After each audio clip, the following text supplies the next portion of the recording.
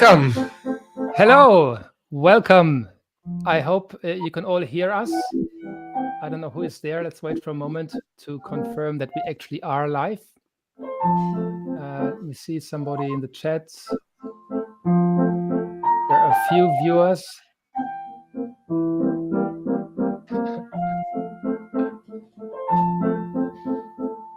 can all hear us. We actually are live. See somebody. Good. Yeah. So now We are let's because Paul needed to find the go live button, but I need to find the go live button, and I also hear now with a delay. Sorry, I need to cut. And now we are fine. Okay.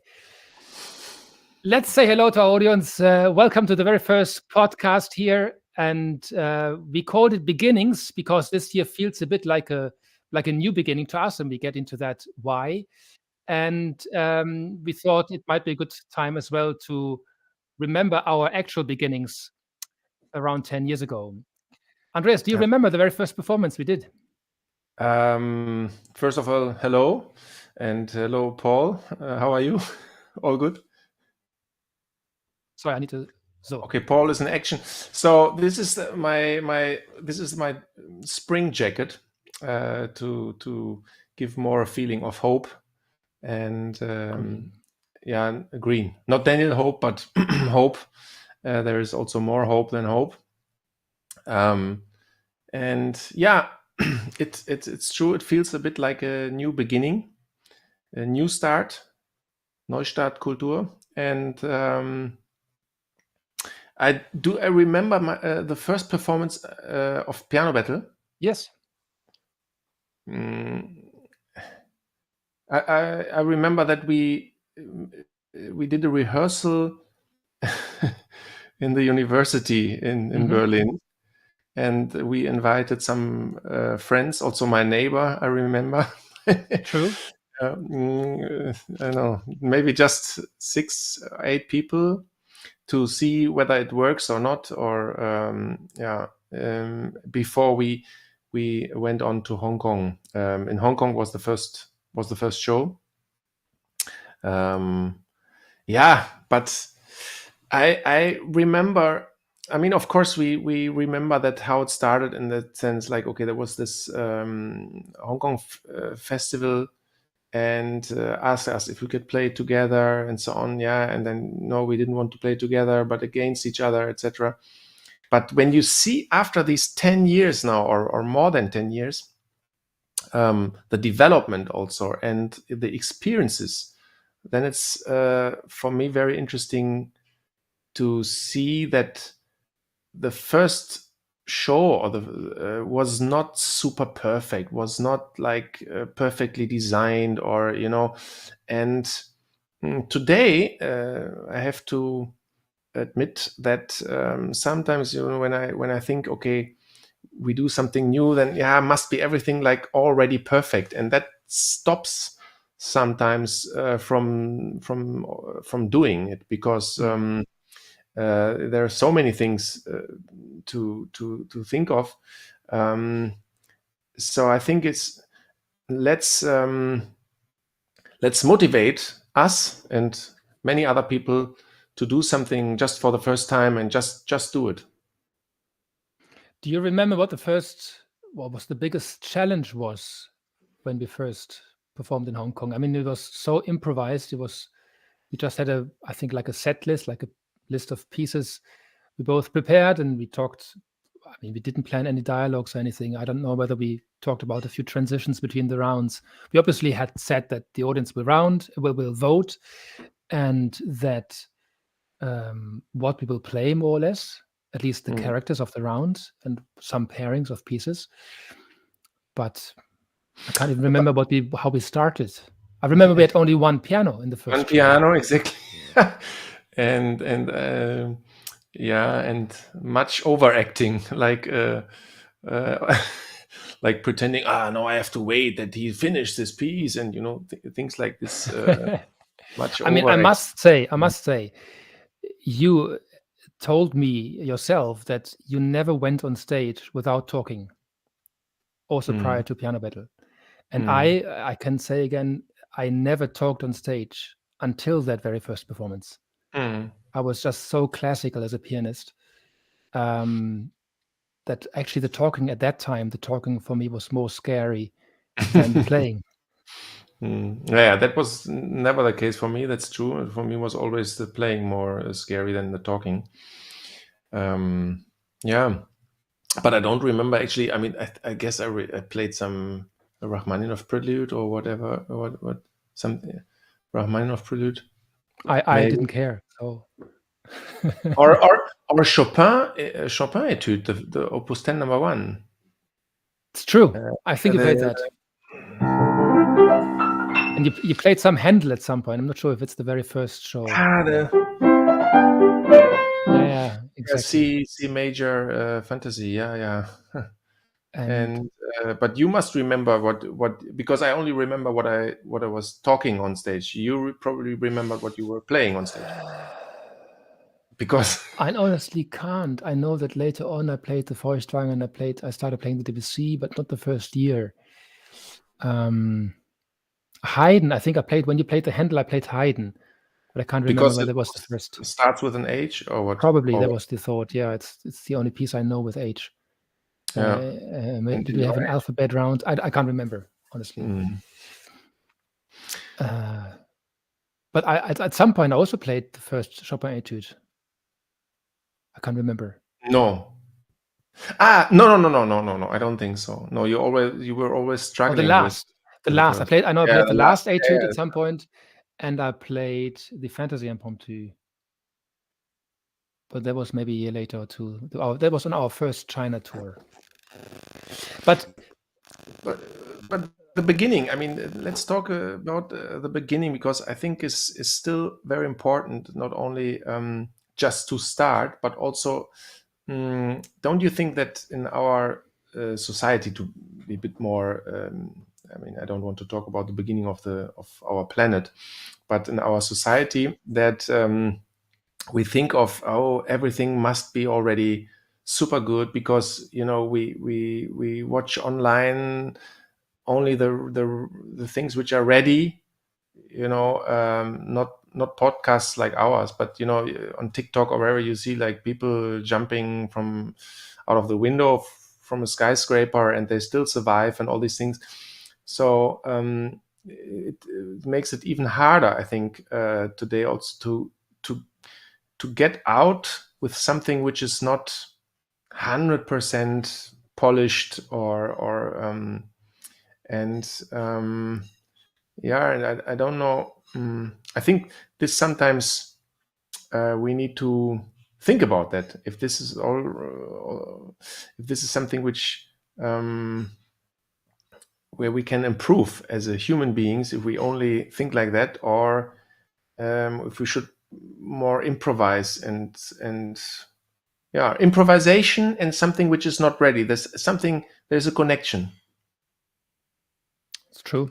It's true. I mean, in a way, I think with what we are doing right now, going live again, it might have even changed in the last few years that products you see, at least online, are less polished than, I don't know, than 5 years ago because people do live. They're more used to actual live streams, live concerts, again, even online in those last years. So maybe it already has broken open, has become more open to not only accept also perfection. I think it comes from the age of the recordings with the CDs, this first peak of digital production and digital editing, that people just also expected to have always the perfection on stage, or to that's the expectation with which you go into a concert, also for productions. And I think people are more forgiving than, at least as an artist, one would even expect. Yeah, but on the other hand, I remember that you also once said like, no, this is we should not leave this on YouTube or something, or this is a bit embarrassing, or this is not. We never did anything embarrassing. I think Interviews. I see. the interview from Italy from 2012, I think. Yeah, it's only funny for us, but it's or for me, maybe it's only funny for me. Yeah, Even for you. because of how you had the jacket, or I can't even. It was Um, a weird setup. I, honestly, I don't know. I know we had the discussion that we don't want to give everything away. We spend so many months developing ideas, what to do online, and then to just put the whole show online. I know we hesitated with that, and we don't have so much information online as other productions, especially hmm. in relation to how many performances we've had and how much we have performed. Um, and maybe that has changed as well. That nowadays people want to see shows they already know, or they at least know what they can expect. Yeah, yeah, yeah, yeah. It's maybe there's a decrease of curiosity. I don't know. I don't. Yeah, I don't maybe know exactly. no, because we also have so many choices that we probably are not willing to take risks. It's the same like with a restaurant. I mean, before you make a reservation, you look okay, which on TripAdvisor or whatever. Recommendations or okay how many stars or whatever, so is less risk taking, Mm, and then when you open a restaurant, for all of you who are willing to open a restaurant in the near future, so I think it's yeah then if something is not perfect, then people might not come back. They say like, no, that was, I don't know, the salt was missing, or no, I don't. So I think this is also very hard. We should give more, at least a second chance. Like we all, I mean, like Paul and I also have given a lot of second chances each other. That's why we're still. No, I mean, no, but when we're talking about beginning, and we mhm, today we talk about beginning and beginnings and the beginning of our show and beginning of Piano Battle, and still, even after COVID, we're still working together. Uh, and I don't want to talk too much about us, but I think is one of the, let's say, secrets is giving a second, third, fourth, fifth, etc. chance each other. I mean, I think you were saying like, oh, that was a horrible first shows because you were not used to improvise talking on stage, etc. And you could have say like, no, this is not my world, this is not my thing. And with this bloody guy with the green jacket, or at that time it was a white jacket or whatever, I feel uncomfortable. But to say like, let's give it a mm. second chance, let's see what happens, how we can. And the same for me, I think, uh, yeah, uh, I know what you mean. I think it's like we also treat the. I mean, it's also like we treat the product or the project, not product, the project, which eventually becomes a product. But you first do something, and it might not. You sense that there is potential. I know. I mean, we did it in Hong Kong. We mm, had this invitation. We did it twice. We were very lucky that we were the first show which was sold out. They liked us. They invited us back. We didn't even intend to perform it again. So then we got invited again the year after, and we both were busy during that year. yeah, So I think we met once for coffee or so. But then, just like 2 months before that second round in Hong Kong, we met up again and discussed, okay, what do you want to play this year? How can we improve? We then had two pianos for the first time. We mm, had no performance in between. yeah, that's So true. then after that second round in Hong Kong, we took it more seriously as a project, as a collaboration, as also as a Mm, project with potential. And then you think, oh, okay, this is not so good. This is not so good. We should try this. should try different kinds of dialogue. We need to plan a bit more. Then we had a first chance to play in China. Then you think, oh, we have got not just 200 or 150 people, but actually a few hundred potentially. So we need to plan a bit more because they can't see your face or expression that clearly. So you can't just use it like an improvisation theater production. You need to be a little bit more planned. I think you need to guide the audience a little bit more. And we through the experience we realized the more people you have in front of you, the more you need to have a structure and you need to make them feel comfortable. Yeah. And I think we also then always gave the project another chance. So I think you're very That's right. true. And also I think, like, from the concept, like, we didn't start the project like, okay, this has to be or the goal is that we once play in Berlin Philharmonie or something. So and this spirit is what I actually like. It's a bit like a, yeah, no, it's not like a startup spirit, because startup spirit is often like, okay, when do we have the exit, no? you build it, you found it to sell it. Yeah. Yeah. No, but I think this naive spirit is something like we just try out, we just do it, and this is what I like, and what I think also is very then it's something can grow organically, and yeah. Good. Let me just see. We have a few guests here already. I see Barbara. Barbara, I remember our production. You did a voiceover for us, voice recordings. Hello. I don't know who else is there. Do say hello in the chat. I try to be aware of what's happening here. You can ask us questions, of course, or make comments, which we can add into our little discussion here. So I didn't want to interrupt that. Well, I wanted to interrupt, but for good reason.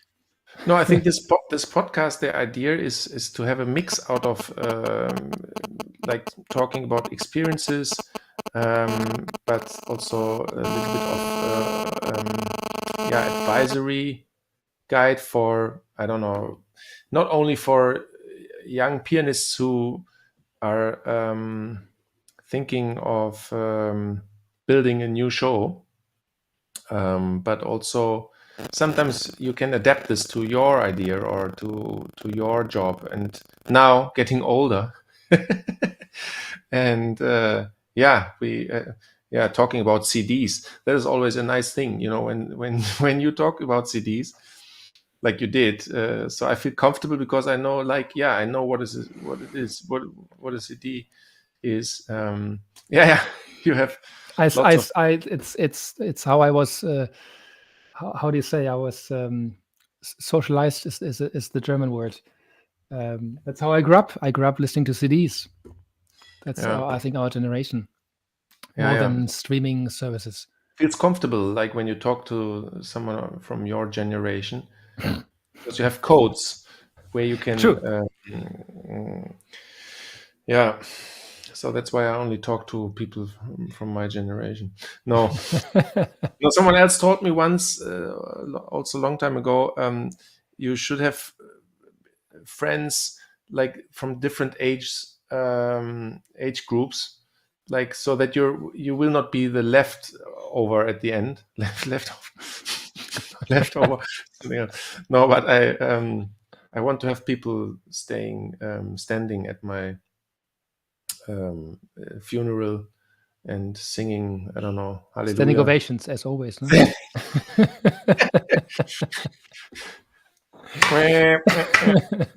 Yeah. Is that okay? Is that the buzzer to interrupt me? Okay, I stop. Buzzer to interrupt you. And by the way, I found something. I mean, I know that it started a bit later, but like maybe the 7th show or 8th show with this one here. Oh, that was much later, but it's true. Yeah, I know it's true. Yes. Voting with firelighters. The good old days where there were many, at least. Yeah, I mean, not so much. We had quite a few fights in a few concert halls to persuade them to allow us to use them. Yeah. But At then least on we, stage, when the audience wasn't allowed them, maybe. But I remember we had candles on stage. but then we gave up 2014, I think. But before many things change, we will talk about that in the next podcast. Um, Do you remember the first time we actually went on tour, like more than these two concerts in Hong Kong, like with traveling, flying? in China, what Yes, or yes, uh, was that with Fuzhou already, or yes. I think that was when we played in Shenyang, Nanjing, Fuzhou, Guangzhou, and Shanghai, yeah, yeah. and somewhere else, Wuhan. I think six or I seven also shows. with the Goethe Institute a little bit. Goethe Institute and the consulate. Consulates, yeah. They supported us as the first kind of market entry Mhm. with like the flights, I think, and the connections to the halls. Um, yeah, I remember that this first show as well. Because I it comes to my mind because of the buzzer, because we use stopwatches. Yeah. Remember that? It's also Yeah. much kind of an in-between version, like between the very beginning and the show we later created with when we worked with our first director. Yeah. Yeah, I remember So that tour. I remember that tour, and that was yeah, it was very very nice. And in Fuzhou, I remember there was a dinner with the not the mayor, but like some mhm. politicians or something. And I think I had such a strong headache anyway before already. Um, so I was sitting there in this big round of people, round table, and then we had the soup where I couldn't figure out what is in this soup. It was like there were things like they looked it looked like some eyes or a cow eyes or whatever. Yeah, there were things. Eyes. No, yeah, eyes and this sea cucumber. No, how you call it? Seegurke. Um, yeah, I know what you mean. And this Yeah, wobbling and you didn't like it. no, I didn't like it, and I remember that you also were like your your um, your impression was also a bit confused I can't on the remember. face. Yeah, yeah. I mean, generally, I really like Chinese food, so I can't Yeah, remember but that. that was really strange. I mean, I know a bit of Chinese food, but that was I never ate it like this again. And but I pretend that I couldn't eat. I couldn't go eating because I had such a headache. So they they allowed me to lay down on a bench next to the table. Do you remember? No, you don't remember, no? Yeah, Yeah, there was something, no? Yeah, vaguely. yeah, I vaguely, yeah. not really, not And really. Andreas lying on benches, you remember, I do, yeah, but that's more in, I mean, everywhere more or less. yeah, in many halls. Airports, train stations. I have many pictures. That could be a nice little picture page. Just you lying on chairs Chairs, yeah, in backstage and in train stations and airports. yeah, Could be a collection. yeah. But feeling comfortable, this is, I think, also a key. I mean, if you don't feel comfortable, um, so I mean, I don't mean rude. Yeah, you don't have to be rude, but for example, there are always people when you enter a restaurant and yeah, you got already the menu, maybe even a carafe of water or something, and then you figure out that you don't want to eat there. Then some people still uh, keep staying there and making the whole thing, the dinner, everything, even they don't want to be there because they don't feel ready to offend or whatever or being offended with the restaurant and just leaving the restaurant.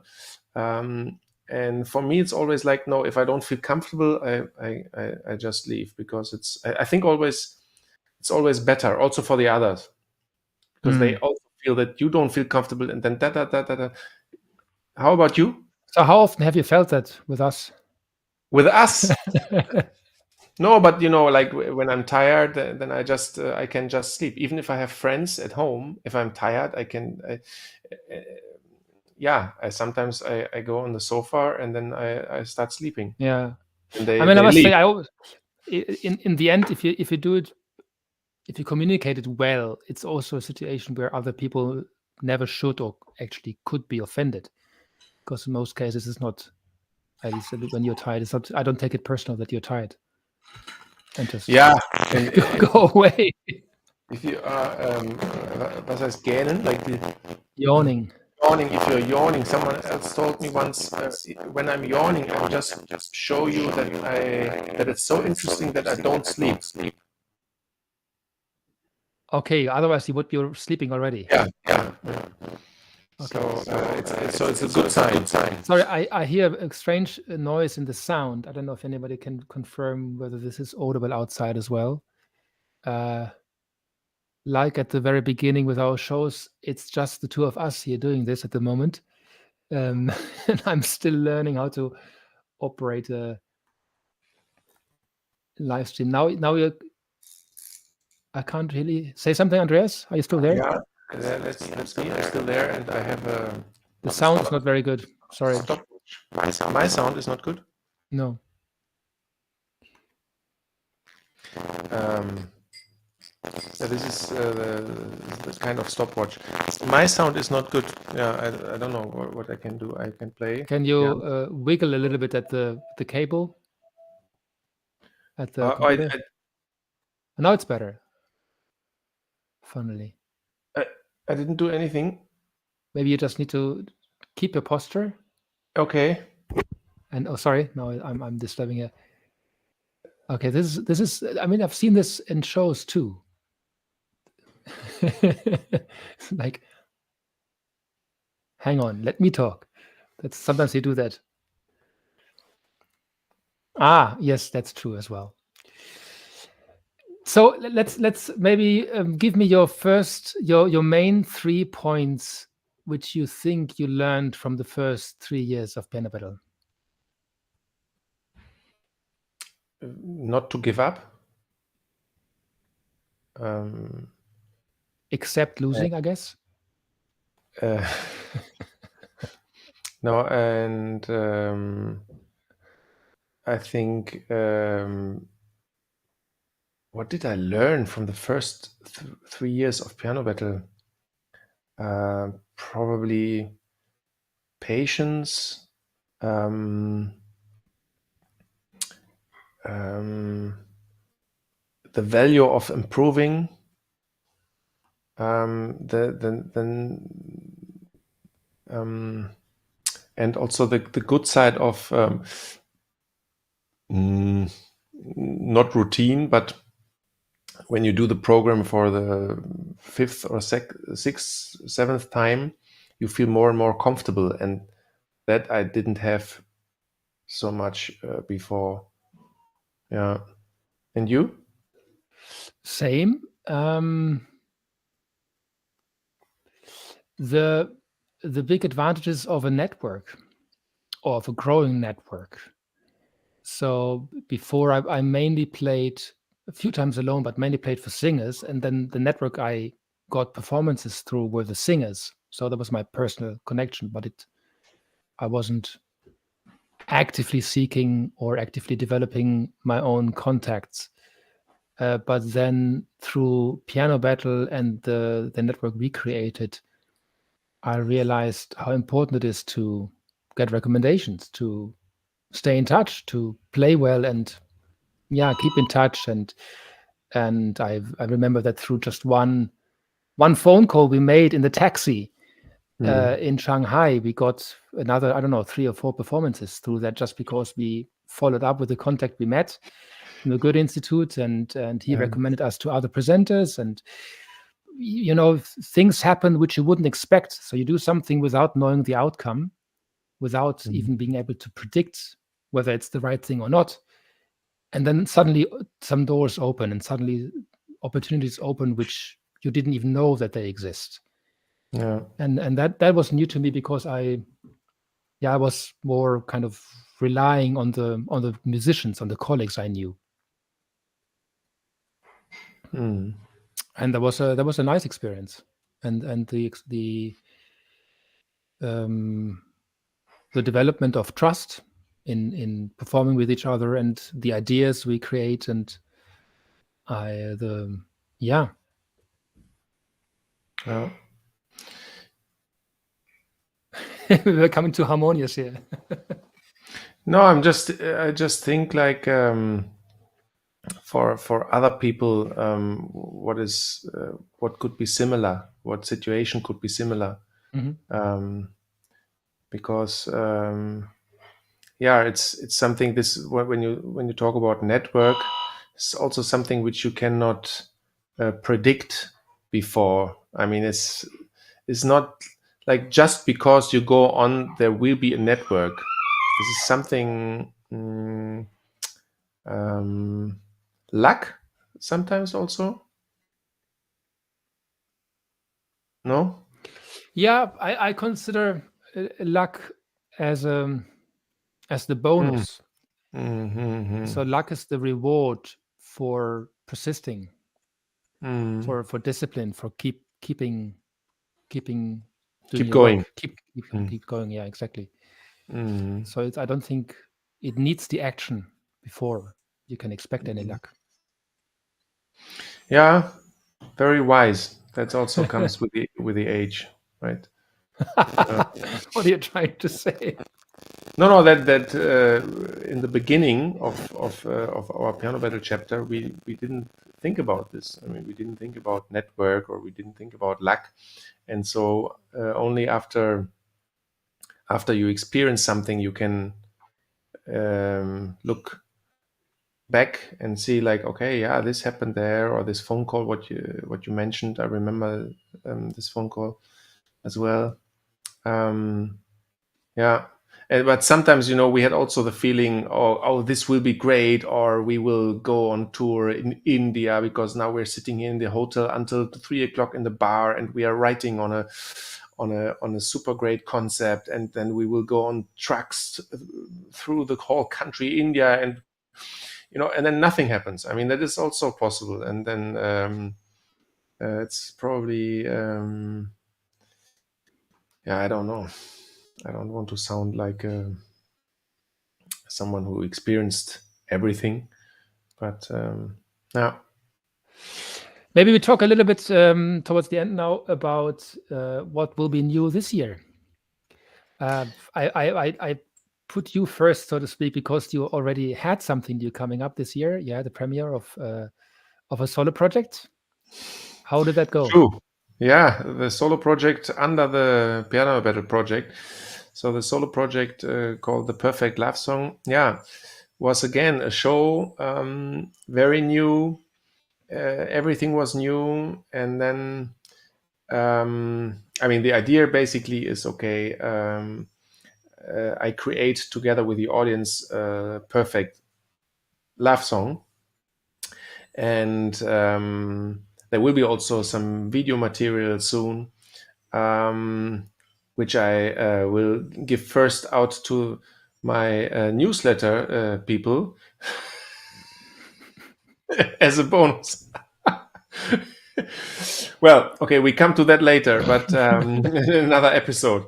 What do you need to have? Like, okay, newsletter, Instagram, Facebook, who's doing what, and okay, no, but this was yeah, it was very very nice, and of course I could use many things I learned in the piano battle, like okay, that you need a light designer or what kind of lightings, etc., etc.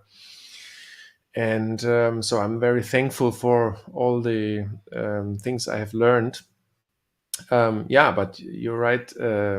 This year started with a new show, and with a new podcast, and with a new jacket, and and I think is time for us to, yeah, to believe in something new. Also, this year will be the first time a Piano City Festival in Athens, where we will gonna play.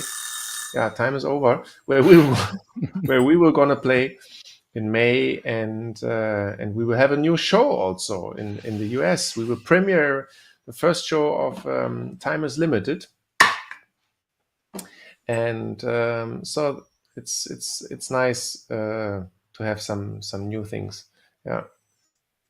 How about you? Is there something you think this year could be new for you beside the piano battle?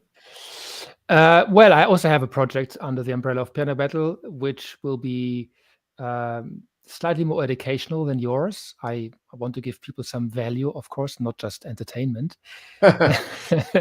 Here we go, piano battle. But I'm still developing it, so I don't want to say too much about how exactly it will be executed. But there will be some online live stream events and eventually a live event, a show event, or yeah, let's say live event, maybe not so much of a show, which probably I should talk about a bit later when I know exactly where the first performance will be.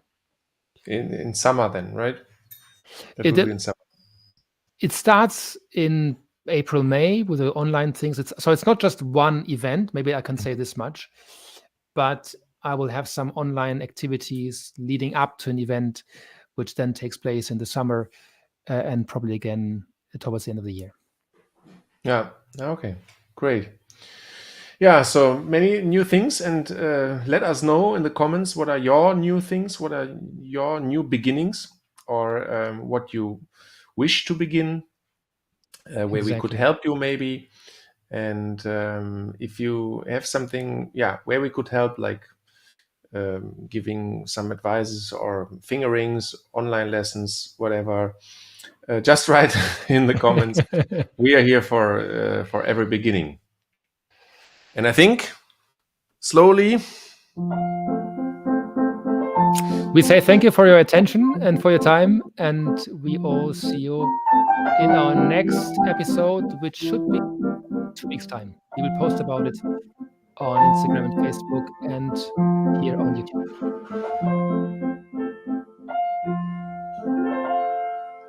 see you again. Trust your ears. Stay curious.